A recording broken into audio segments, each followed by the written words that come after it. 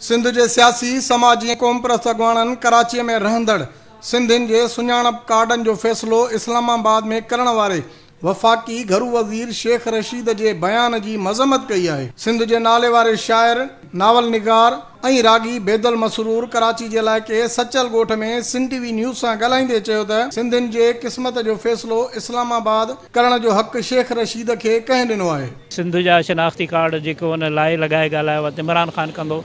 इमरान ख़ान केरु थींदो आहे सिंधी माण्हुनि जी क़िस्मत बदिलाइण वारो या सिंधी माण्हुनि खे शनाख्ती कार्ड न ॾियण वारो।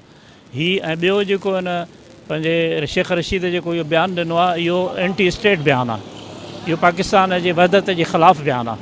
शायर महर डिबाई चयो त शेख रशीद के बयान में नफ़रत ज़ाहिर थिए थी, हू माफ़ीअ खे क़बूल नथा कनि।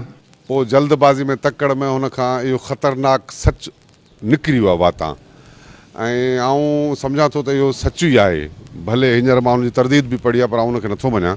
इहो सच ई आहे त सिंध जे मुस्तक़बिल जा फ़ैसिला सिंधी क़ौम वटि कोन्हनि। सिगा अॻवान सुलेमान आगरे, अवामी जमहूरी पार्टी के अॻवान लाल मोहम्मद चांडे, समाजी अॻवान शब्बीर राजपर, अब्दुल वहाब सूमरे ऐं ॿियनि चयो त शेख रशीद गैर ज़िम्मेवारीअ वारो बयान ॾेई सिंधियुनि जी दिल आज़ारी कई आहे, जंहिंजी हू मज़म्मत कनि था।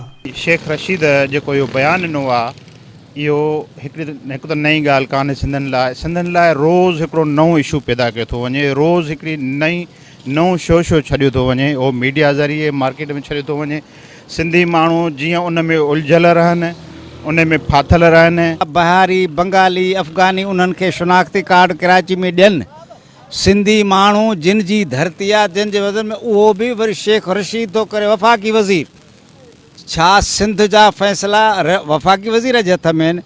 इहे फ़ैसिला सिंध जा सिंधी क़ौम जे हथ में आहिनि, सिंधी अवाम जे हथ में आहिनि, कंहिंखे बि हक़ कोन्हे। शेख रशीद ऐं इमरान ख़ान खे कहिड़ो हक़ पुॼे थो पियो त हू अचे सिंध जे माण्हुनि जा जो आहे शनाख्ती कार्ड न ठाहिण जो सबबु कहिड़ो था ॾियाराइनि। असां सम्झूं था पिया त इहा हिकिड़ी वॾी सिंध जे ख़िलाफ़ साज़िश थिए थी पई। शेख रशीद या इमरान ख़ान केरु थींदो आहे जो असांजा शनाख्ती कार्ड ओ ठाहे, जॾहिं कि असांजी सिंध पाकिस्तान ठहण खां अॻु में जी आहे। वज़ीर दाख़िला चए थो सिंधी हिन मुल्क जा शहरी न आहिनि। इहो किथां जो कानून? इहा सही सिधी आइन जी ख़िलाफ़ वर्ज़ी आहे। असां इन चवंदा इन जो शइ जो नोटिस वरितो वञे। शेख रशीद जे ॾिनल बयान खां पोइ सिंध सरापा एहतजाज बणिजी वई आहे। सिंध जे सियासी, समाजी तोड़े क़ौम परस्त धुरियुनि जे अॻवाननि जो चवणु आहे त शेख रशीद ज़िम्मेवार वफ़ाक़ी वज़ीर आहे, जंहिं गैर ज़िम्मेवारी जो मुज़ाहिरो कंदे अहिड़ो बयानु ॾिनो आहे।